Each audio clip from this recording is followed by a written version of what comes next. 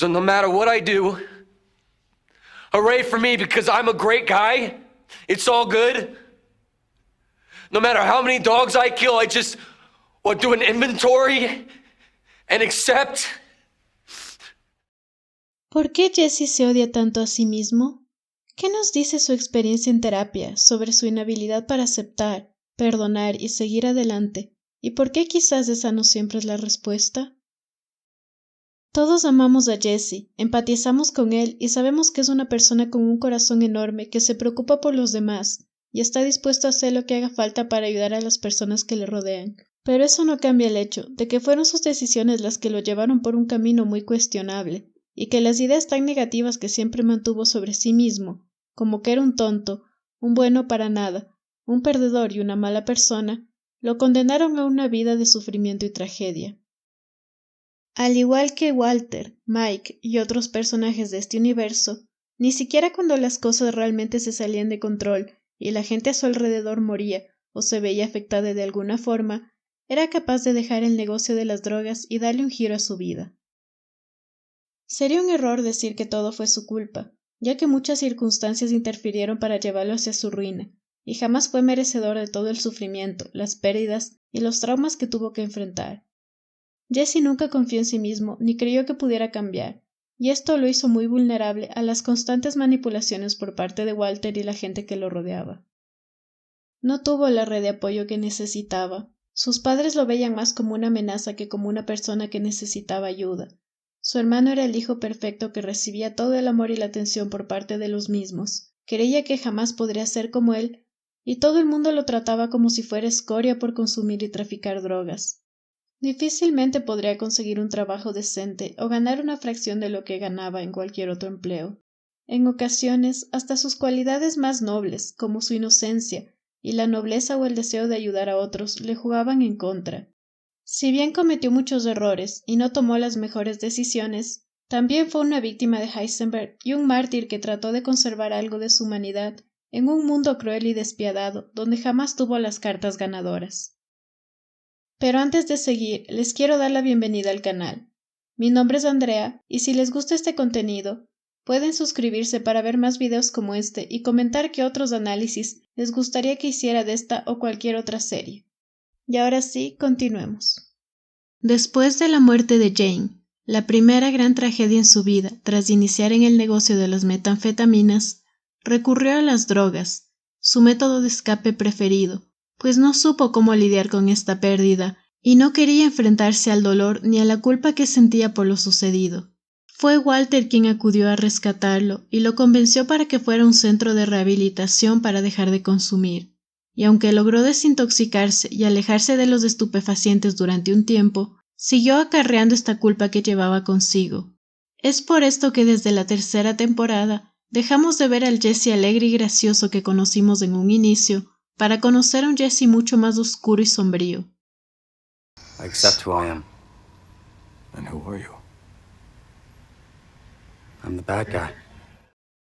Cuando le dice a Walter que finalmente ha aceptado quién es, por un momento tenemos la sensación de que esto será algo positivo, que le permitirá trabajar en sus problemas y tratar de seguir adelante. Pero enseguida le dice también que es el chico malo de la historia. La culpa que siente por lo que le pasó a Jane y el accidente de avión que esto posteriormente acarrearía funciona como una trampa, pues, en vez de ayudarle a generar el cambio necesario que le haría falta para sentirse mejor consigo mismo y prevenir que ocurran más muertes y tragedias, solo hace que se hunda más en la desesperación y se quede atascado en un círculo vicioso de remordimiento, autodesprecio y penitencia que no parece acabar jamás. Si está condenado a ser el chico malo o el villano del cuento, es inútil tratar de cambiar o hacer las cosas de manera distinta. Who among you is here hoping they can actively improve who they are? All right. See, that's your first mistake. You should be here to learn self-acceptance. El principal problema con la filosofía que se plantea en la terapia grupal sobre la autoaceptación es que en la realidad esto no es práctico y en muchas ocasiones tampoco funciona. El dejar de juzgarnos a nosotros mismos y a los demás, y aceptar quiénes somos y lo que hemos hecho, suena bien en teoría, pero no siempre es fácil llegar a esto, y existen circunstancias en las que es prácticamente imposible solo aceptar y seguir adelante. Y hacerlo sin realmente haber trabajado o sanado aquello que tanto daño nos ha hecho, no solo es una forma de autoengaño, sino que además puede resultar contraproducente e incluso peligroso. Es cierto que la culpa desmedida y el autodesprecio no nos ayudan y nos impiden avanzar, pero eso es muy distinto a ser honestos con nosotros mismos, hacernos responsables por nuestras acciones y que esto sea lo que nos motive a cambiar y mejorar como personas. ¿Le sirvió de algo a Jessie reconocerse como una mala persona o solo fue la excusa perfecta que necesitaba para justificar seguir en el negocio de las drogas y tener conductas cada vez más reprochables? Y si bien es muy probable que esta no haya sido la intención del terapeuta al plantearlo de esta manera, la trampa de la autoaceptación incondicional está precisamente en lo fácil que es confundirla con una justificación para seguir cayendo en los mismos patrones. Creer que el cambio no es más que una utopía, etiquetarse a uno mismo como héroe o villano, y ser incapaz de ver más allá de estos rótulos tan limitantes, y comprender que todos somos seres humanos con errores y aciertos, y que la idea de que existen personas buenas o malas es una fantasía que solo sirve para las series y las películas de acción. Y Breaking Bad lo entiende, y por eso trata de salirse de este molde. Ningún personaje en la serie es verdaderamente bueno o malo. Todos tienen distintos matices y características, e inclusive en el caso de los sujetos más crueles y despiadados, cada uno tiene su propia historia, y son muchas las razones que los llevaron a ser como son y hacer lo que hacen para conseguir lo que desean. Ve y pelea tu batalla, brother. Tú eres tu dueño. Tú eres el que decide quién eres, no la vida, no los demás. Lo que pasó, pasó, nada es permanente. Aunque el coaching y otras doctrinas similares han ayudado a varias personas y proporcionan enseñanzas que considero importante rescatar y tomar en cuenta, no dejan de tener serios problemas a la hora de vendernos una fantasía de un mundo demasiado simplificado y feliz, donde todo lo que ocurre es únicamente nuestra responsabilidad, y los factores biológicos, sociales o socioculturales son dejados de lado para centrarse en que todas nuestras acciones dependen únicamente de nuestras decisiones y no del contexto en el que nos desarrollamos, la influencia externa o de las situaciones y traumas que marcaron nuestra existencia. Aunque nos gustaría creer lo contrario, nadie tiene el control absoluto sobre su propia vida. Y existen circunstancias como la pobreza, la desigualdad, la guerra o las catástrofes naturales e incluso la misma muerte, ante las cuales es muy poco lo que realmente podemos hacer. La realidad no es tan simple como a veces nos gustaría creer, y mucho menos lo es del mundo del narcotráfico. Este universo es bastante despiadado e impredecible, como he mencionado en videos anteriores. Nadie está a salvo. Siempre primará la venganza antes que la justicia.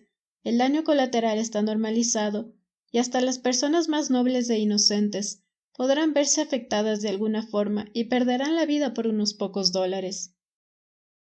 La idea de justicia o de karma y los finales felices son solo una utopía, y es por eso que en repetidas ocasiones podemos ver cómo las acciones de Jessie, que tienen un trasfondo noble o pretenden ayudar a otras personas, acaban por ocasionar más muertes, sufrimiento y tragedias. ¿De verdad es posible sanar, olvidar y seguir adelante en un contexto semejante?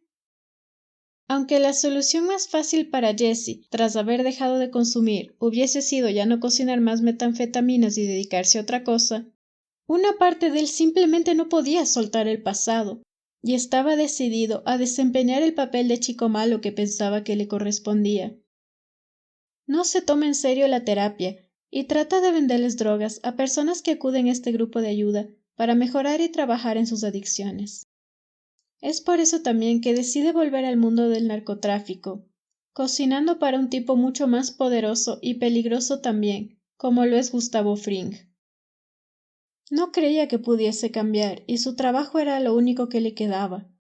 Creía que cocinar metanfetaminas era lo único que podía hacer bien, y quería el dinero fácil, a la par que funcionaba como una forma de escape y autodestrucción. Había perdido a su novia, Sus padres sentían vergüenza de él y no lo querían cerca, no le dejaban tener ningún tipo de contacto con su propio hermano porque era una mala influencia. Sus amigos no le entendían, les mentía a todos a su alrededor, y ni siquiera podía ser honesto con su terapeuta o con el resto de gente de la terapia grupal para no revelar su secreto y meterse en problemas. La única persona que parecía ser incondicional y en la que sentía que podía confiar era Walter, pero estaba muy lejos de ser la figura paternal y la guía que necesitaba en ese momento. Le manipulaba, le hacía creer que seguir cocinando metanfetaminas era la decisión correcta. Él era quien más le involucraba en muchas situaciones peligrosas para alcanzar sus propios objetivos y deseos egoístas. Y aunque se preocupaba por él y le daba pequeñas dosis de cariño y aprobación para tenerlo contento, porque sabía que necesitaba validación externa, al mismo tiempo le insultaba, era despectivo con él y lo menospreciaba cada vez que Jesse demostraba ser más inteligente, talentoso y capaz de lo que había imaginado, reforzando muchas de las ideas que él ya tenía sobre sí mismo.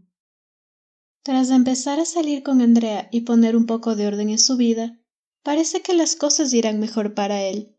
Pero la muerte de Tomás, un suceso totalmente injusto e inesperado, le recuerda que no puede escapar de quién es ni del mundo en el que se desenvuelve por más que lo intente, y desencadena una espiral de venganza que culminará con la muerte de otra persona inocente. Pero esta vez será Jesse quien deba llevar a cabo este asesinato.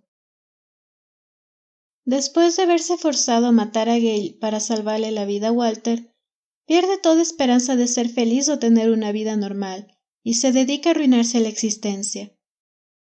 No puede soportar el silencio o la calma porque no es capaz de enfrentarse a sus propios demonios, y por eso busca estar en ambientes donde prevalezca el ruido y las distracciones, para no sentir culpa, dolor, ni tener que pensar en lo que hizo. Convierte su casa en un antro de perdición y un refugio para drogadictos, donde podría consumir cuando quisiera, rodearse de gente igual o más jodida que él, y al menos así no tendría que estar solo, y siempre habría algo que le ayudara a distraerse o escapar de la realidad. No cree merecer ningún tipo de apoyo o redención. Mató a una persona inocente y nada de lo que haga o diga cambiará eso. No puede solo perdonarse a sí mismo, olvidar y seguir adelante. Le parece absurdo que su terapeuta pueda dormir tranquilo por las noches, sabiendo que asesinó a su hija, porque él mismo no puede dejar de odiarse y castigarse por la muerte de Jane, de Tomás y principalmente por la muerte de Gale, pues fue él quien jaló el gatillo. Poco importan las circunstancias que lo llevaron a hacerlo. Haga lo que haga, nunca podrá volver atrás, cambiar lo sucedido y devolverle la vida a esta persona. Está involucrado en un juego donde siempre tendrá las cartas perdedoras y quizás nunca logrará recuperarse, sanar o volver a ser el mismo después de todo esto.